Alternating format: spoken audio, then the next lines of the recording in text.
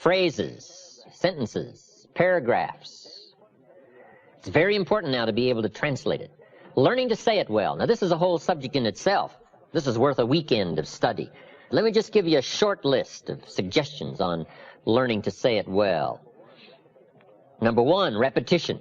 It just takes practice. I don't know any substitute for the practice.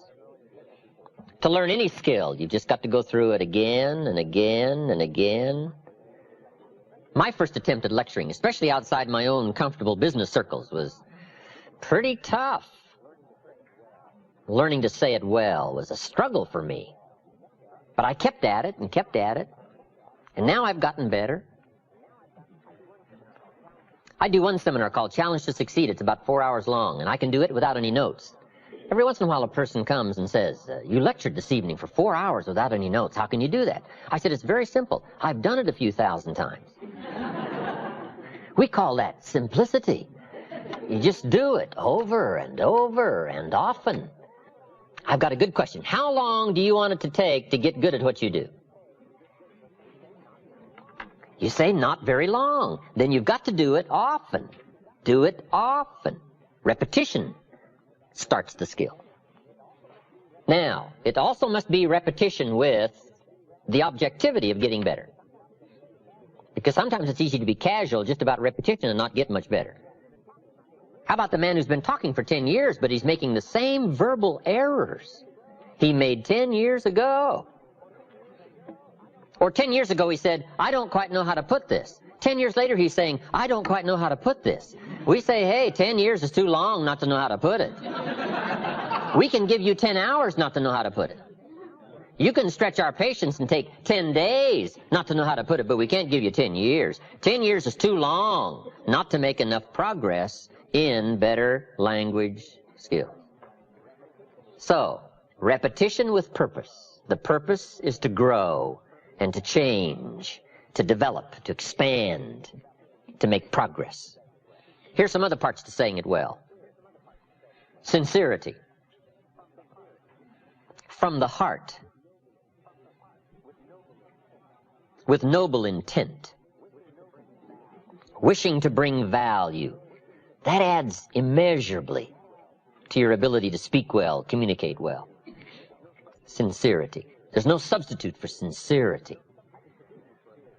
I can forgive you for a mistake in judgment, but I can't forgive you for a mistake in intent. Next key part to saying it well, brevity. Part of the key is to be brief.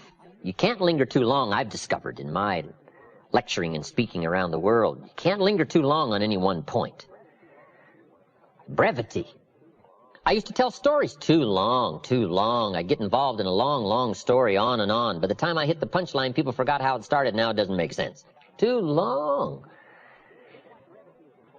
Here's why brevity is important. The human attention span is short.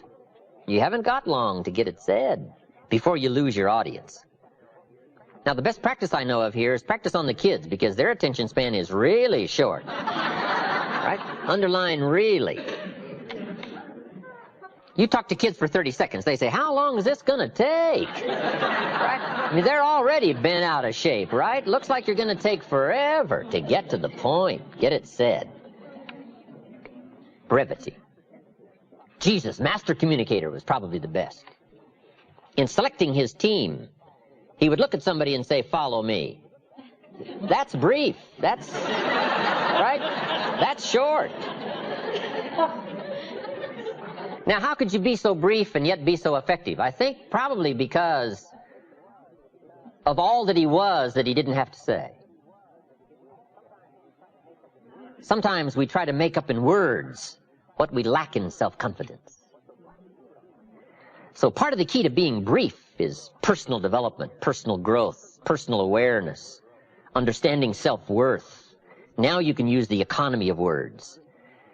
And this is a good position to be in, that what you are adds so much weight to what you say that you don't have to say very much.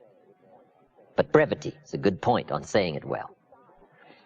Next is style. And there's all kinds of parts to style, from body language and gestures to facial expressions and eyes and emotion. But style is very important. Here's part of the clue. It's not just the matter you cover, it's the manner in which you cover the matter. Style is important to attract someone's attention, to emphasize the point. Now, I've got a couple of good points here on style. Be a student of style, but don't just copy someone's style. Make sure that the study of style becomes distinctly you. But it is also important to be a student of style. How people speak well, be a student of that. And then borrowing bits and pieces from people you admire and the way they can communicate, then make sure that all of that blended into you becomes your own distinctive style. But style is very important. Now, there's a variety of styles. Ancient story tells us of John the Baptist had a unique style. He came out of the desert dressed in camel's hair, and his diet was grasshoppers and wild honey. And he screamed and yelled and thundered curses on the king and other people. That was his style. They came to see John, I'm sure, right? I'm sure the word was out. You got to come and see this guy. Not just what he said, but his style, I'm sure, was something to watch. So John had a unique style.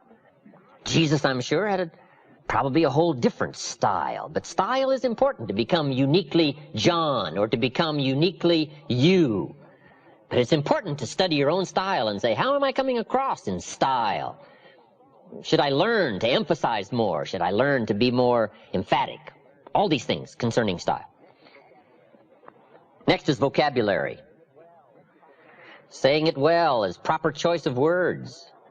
To build my early vocabulary, I used to put 3 or 4 words I didn't know on a card, put it up on the sun visor on my car. Back in those days, I traveled a lot by car. Sure enough, by the end of the day, I'd mastered 2 or 3 words. Vocabulary. Some of my friends took a survey among prisoners in New England several years ago. They made a very important discovery, some rehabilitation program they were working on. But here's the discovery they made. There's definitely a relationship between vocabulary and behavior. The more limited the vocabulary, the more tendency to poor behavior. Isn't that amazing? That vocabulary would affect behavior? Now, if you think about it for a while, it makes sense. Here's why. Vocabulary is a way of seeing. One reason for vocabulary is to interpret what we see, to interpret what we hear. The vocabulary of the mind grapples with the words and the images that come to our mind. Now, if you've got a poor set of words and skills and tools with which to interpret, you can imagine the errors and the mistakes you'll make in judgment. And since vocabulary is a way of seeing, if you can't see well, you can imagine the errors you can make and how they compound as life unfolds. We do 2 things with vocabulary. We interpret and we express. The words we have are the only words available to us. The words we know are the only tools available to us to, number one, interpret what's going on, to interpret what's being said, and to express your heart and your mind. Now, if you can't interpret well, and if you can't express well, you can imagine what a deterrent that is to the good life. And the extra treasures, the extra feelings, awareness, riches, power, influence. So it's very important to have a good vocabulary.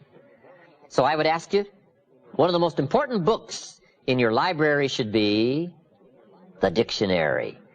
Just go through the dictionary. The words are fascinating, their origin and where they came from. Vocabulary. Now here's the last part on saying it well. Don't forget to say it. Practice the art every chance you get. And try to say it well. It's easy to be lazy in language all day and not practice the gift and the art. Then when it comes time to make an important talk, to appeal to a child, we're missing the words and missing the sharpness and missing the vocabulary simply because we lack the practice of doing it every day. If you want to get good at communication, you have to be aware of doing it every day as a practice session of getting better, so that when the real important occasions arise, you will have the gift and you'll have the style, you'll have the sharpness and the clarity and the substance and the emotion. I have a key phrase for you. Actions are no substitute for words. Don't fail to say it. Now, we've heard the old expression, words are no substitute for action. That's true. Talk, talk, talk, never act. That's not good. But this also isn't good. Act, act, act, and never talk. We must be gifted with words if we want the full treasure of life. So practice every occasion you get. It's okay to send somebody flowers, but don't let flowers do all your talking. Here's why. Flowers have a limited vocabulary. About the best flowers can say is, you remembered. That's about the best. Or, you care. That's about all. Flowers don't say, you do incredible things to me. Nobody in this world affects me like you do. Now, see, flowers talk, but they don't say that. That you got to add in the card. Right? That you got to add in person. So the next time you give flowers, say, just so my flowers won't do all the talking, let me add, and then put the gift of words to work to go along with the activity. And you will start to sense this whole growing excitement about using language to affect somebody, to translate feelings of heart and mind. And the response you're going to get and the results you're going to get starts growing in measurable quantities. I'm just asking you to take the extra time to engage in these arts and practices. The gift of language, communications, affecting people with words. So we've covered step 1, have something good to say. Step 2, say it well. Here's step 3 to good communications. Read your audience. It's very important to read and to pick up the signals of what's happening with your audience. Now, when I first started lecturing outside my business circles, I had some problems here. Reading my audience. I think my early audiences, they all could have left halfway through and I'd have never known it. I was so intent on what I was saying that I was a bit unconscious of what was going on out there. Then I finally learned to look up, to watch and see what's happening. We call this reading what's happening. My largest audience has been 10,000.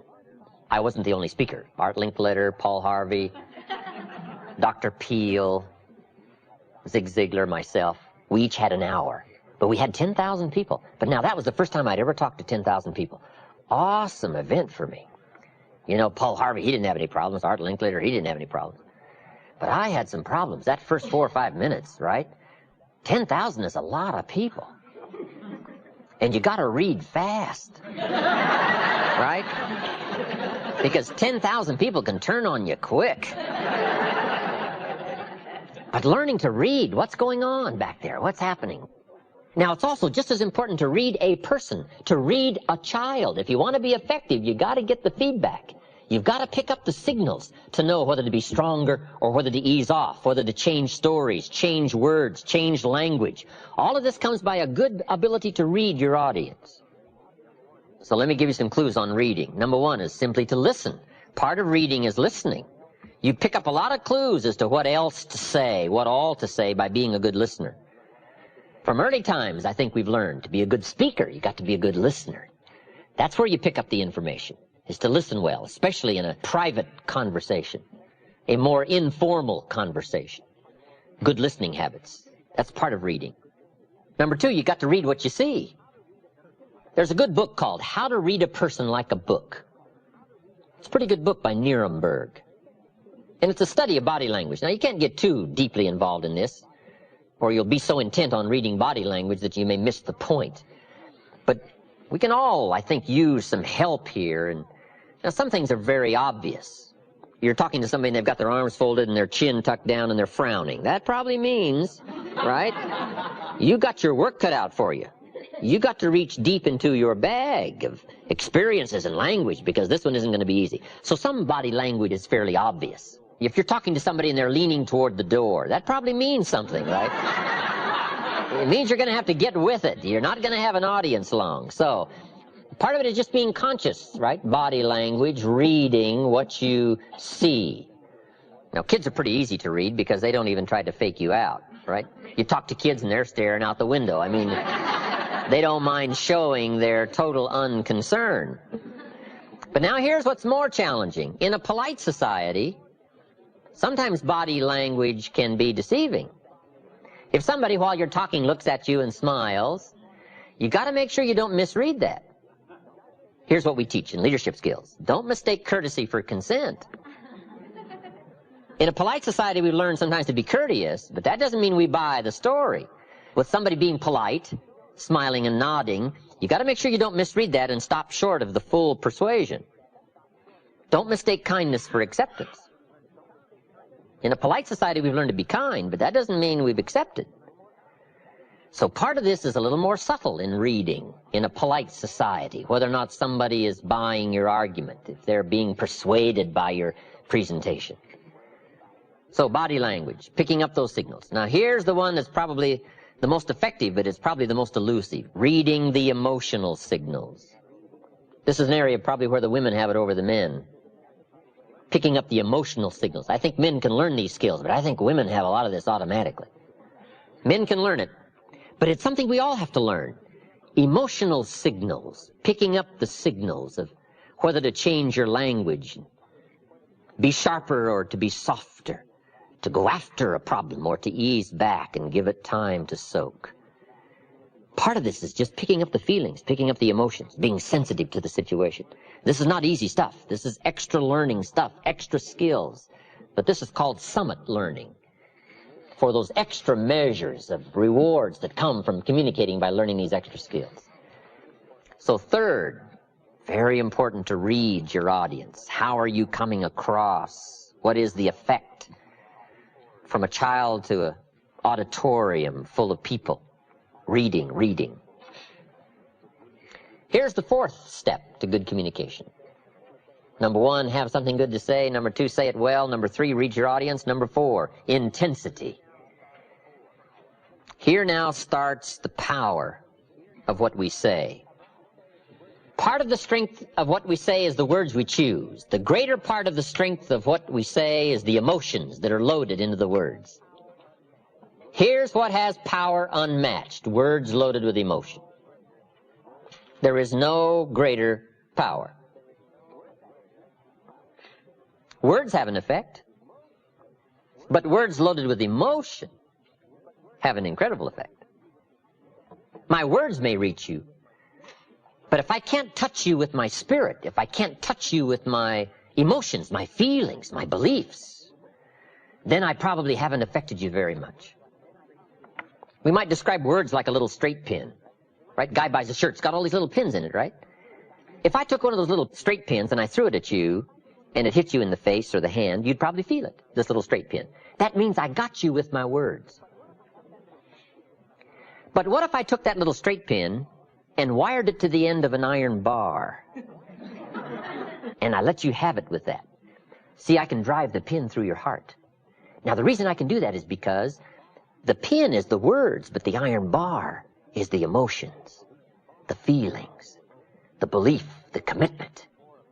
All that I am, if I can put more of what I am into what I say, no telling what miracle I can wrought. No telling how much of an effect I can be. Real persuasion comes from putting you into what you say.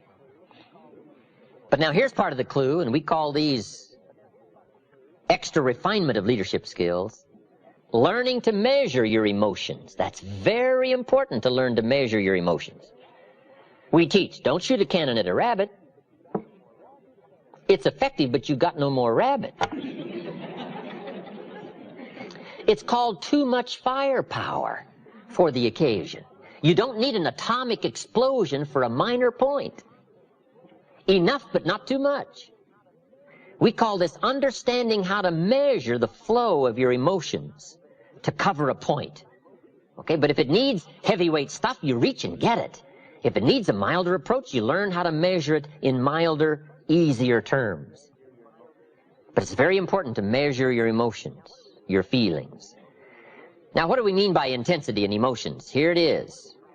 All of your experiences and how they've affected you. That's the sum total of your emotional content. Where you've been and what you've heard and what you've seen and who you've met and this whole panorama of life experiences for you up until now and how you felt about all that. That we call the sum total of your emotions. Now, the key is to learn how to measure all that and put it in effective amounts into the words you choose. So here's the key to effective communications. Well-chosen words loaded with well-measured emotions. In the gift of a performance of an actor or an actress, the splendid performance comes from knowing with skill how to use language and how to use emotions. When the time calls for it, emotions kept close to the surface, put into well-chosen words, can make the most dramatic effect on somebody's mind and somebody's heart. You can't believe the extent of your reach if you will engage in some of these communication skills.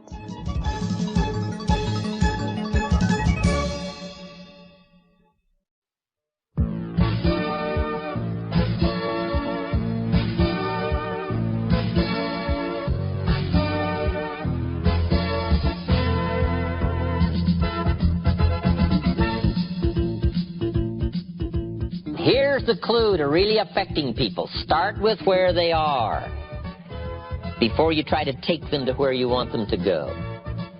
Meet people where they are. If somebody's hurting, you got to meet in the hurt. If somebody's in trouble, you got to start with the trouble.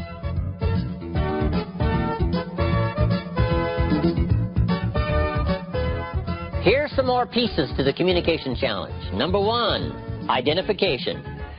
Learning to identify. This is a real challenge. Now, it's not too difficult if somebody's like you. The real challenge is to identify with somebody who's not like you. In a wider range of teaching all of this, here's the reaction you want from identification. Me too. You just want the reaction for somebody to say, me too. I understand what that's like. I've been there. So part of it is trying to translate your experiences into words so that someone will identify with it and say, me too. Here's the reaction you don't want. So what? Now, it's easy if you're not careful to load your presentation with a lot of so whats. Mr. Schoaf, who only went to the 8th grade in school, but he gave me the classic point to ponder here when I was 25 years old. And it was put in such simple terms, I've never forgotten it. Let me put it in those same terms for you. Here's what he said. Learn to express, not impress. That was so helpful for me, because it's easy to engage in language just designed to impress instead of express. But Schoaf said if you want to touch somebody, learn to express. Sincerity from the heart, not impress. Impress builds a gulf. Express builds a bridge. Identification. This is a whole wide subject in itself. The identification question is, what will make me real to my audience? What will make me real to the child? Identification is building a bridge. If you're meeting somebody for the first time, it's simply getting acquainted. Building a bridge, making contact. Here's one of the clues. Find something you have in common. That's where you start, something you have in common. At our ranch up at Clear Lake, when we have seminars, everybody gets acquainted real easy. And one of the reasons is because almost everybody gets lost trying to find it. Right? What a great way, right? Did you get as lost as I did trying to find this place? Right? Somebody says, yeah, was that you up there taking the wrong turn? I thought that was you. What a great way to get acquainted. We've just had an experience recently that's been similar, like getting lost. So identification is finding something in common. Here's the clue to really affecting people. Start with where they are before you try to take them to where you want them to go. Meet people where they are. If somebody's hurting, you got to meet in the hurt. If somebody's in trouble, you got to start with the trouble. One of the greatest communicators of all time, Paul, apostle of early Christian history, didn't have any problem talking to sinners because he claimed to be chief sinner. Wow, what an identification point. Do you think sinners would listen to chief sinner? Of course. He said, tell me about being a sinner. I'm number one sinner. Got the plaque on the wall. What a way to begin, right, if he's talking to sinners. The key is to start where somebody is. If they're in trouble, you got to start with trouble. You can't talk success if somebody's in trouble. You got to start, first of all, talking trouble. Now, if you've never been in trouble, you got a problem. So, I suggest here that you get in a little trouble. So you know how to talk trouble. Right? Get arrested for something.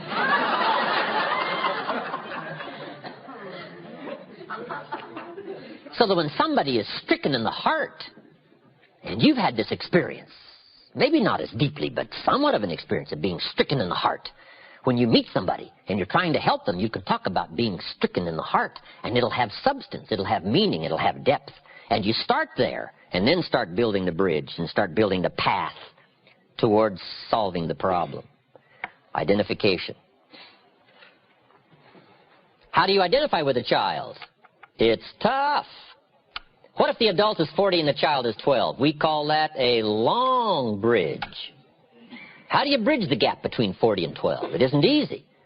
In fact, we used to call it the generation gap. And how do you manage the skills that builds the bridge over the generation gap? Well, there's some answers here. Here's number one. Remember when you were 12. You've just got to have the skill to go back. This is what an actor does. They go back. They rehearse the early hurts and emotions, the trauma and the drama of the sum total of their life and back in the early years. You just got to go back through all that and let it affect you one more time. Let it wash over you one more time. Let it rekindle one more time. You say, well, it may be painful. That's true, but you got to go back through these pains in order to reach some people that are in pain. So part of it is to remember when you were 12. I don't have much problem with 12-year-olds because I remember almost every day of being 12. 12 is a fascinating year. One of the challenges of being 12 is you're not 13. If I heard it once, I heard it 100 times when I was 12. You're only 12. As if that was some awful place to be. Right? The teenagers would say, of course you can't go. You're only 12. I thought, wow. I can't wait to be rid of 12 and become a teenager. So, pretty frustrating. You just got to go back and remember that. If you want to reach somebody 12, you just got to remember 12. Did you ever get chosen last when you were a kid? That's an awesome experience. They're choosing up sides. I'll take you, I'll take you, I'll take you. And then you're last and you're standing there. And the next leader says, well, I guess I'll have to take you. Right? Wow, what an awesome experience. But you just got to go back and relive that. And let it smite you one more time. Let it hit you and let it hurt you. Because, see, to really affect people, you got to be moved. And you've got to be touched. And without moving and touching of life experiences, whatever emotion it calls for, there are some people you can't reach. Here's another key way to reach the kids. Read all their books. Here's what it's called. Do your homework. Lack of homework shows in the marketplace. Lack of homework shows at home. See, if a child has read this book, and I read the book, one of the great places we can meet is in the book. I say to the child, remember the story where right away they're going to be impressed that I've done my homework. And the kid says, did you read that book? I said, yes, I read all those books. They say, wow. But I say, remember the story where? They say, I remember that story. I say, well, that's about like now. Not exactly, but it's pretty close. And the child says, oh, I see, I see. Now they can see because we went back to the common seeing that was in the book. But if you miss the book and don't do your homework, I'm telling you, you'll miss a chance to identify. Here's the big challenge, identifying with somebody who's not like you in color or religion or circumstance. How do the successful reach and touch somebody who isn't successful? Well, first of all, they've got to talk about their struggle, not their success. Let me give you the clue to good identification. Your struggle will more often identify than your success. If you've got an hour to talk and you spend 59 minutes on your success story, we call that building a gulf, not a bridge. You've got to spend most of the time on your struggle, most of the time on your fears, most of the time on your apprehensions. Most of the time you hesitated. Most of the time you were about to give it up. You got to spend some time on that. That's called identification and building a bridge. Then take them by the hand and then show them your success when it has meaning because it came from struggle, it came from decision, and it came maybe from heartbreak, and it came maybe from the same position the person finds themselves in that you're talking to. Identification. What makes you real? That's so important.